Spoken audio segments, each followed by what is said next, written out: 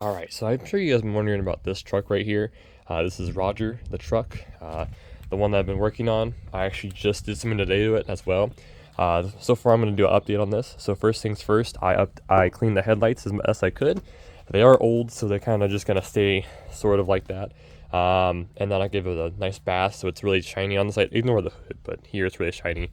The other thing I did as well was I changed the spark plug once again. Well, actually ignition coil, because the ignition coil was bad. And then inside, it's a little dirty, but this is, a truck. So if you look in there, got some Kenwoods in there, if you can see that. I put 2 Kenwoods in, and then also a custom radio, which is pretty nice. So I put that in, it worked perfectly fine. And I actually wanted to show you guys that. And then also the actual seat is, as it was. It's pretty clean inside overall for a 1987 truck. The major thing is the exhaust leak is fixed, so that's pretty nice. Show you guys that right now. So my buddy welded it because there was nothing else that we could really do, so that's taken care of.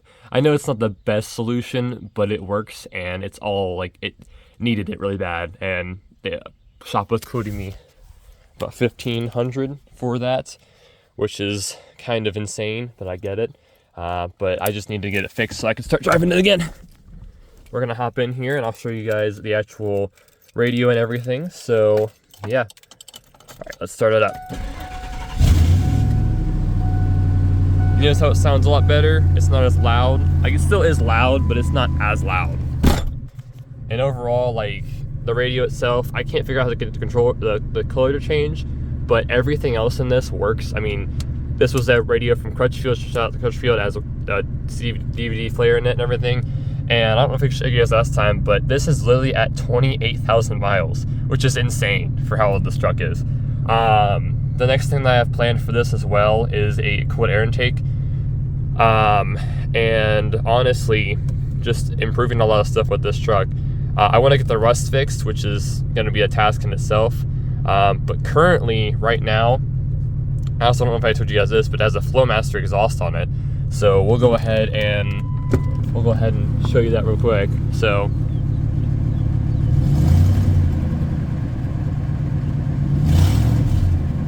it sounds really, really exhaust leaky, but overall it doesn't run that bad. I don't know if I can show you guys up here, but the headliner's really really destroyed, to be honest. I don't even know how that happened, but you can even see like in there how it's like the glue and stuff is just coming off. And the heat works, so heat works, heat air conditioning works, it's pretty nice there. But yeah, this has just been an update on the F250, and I will see you guys in the next video. Have a great day, stay spooky, my friends.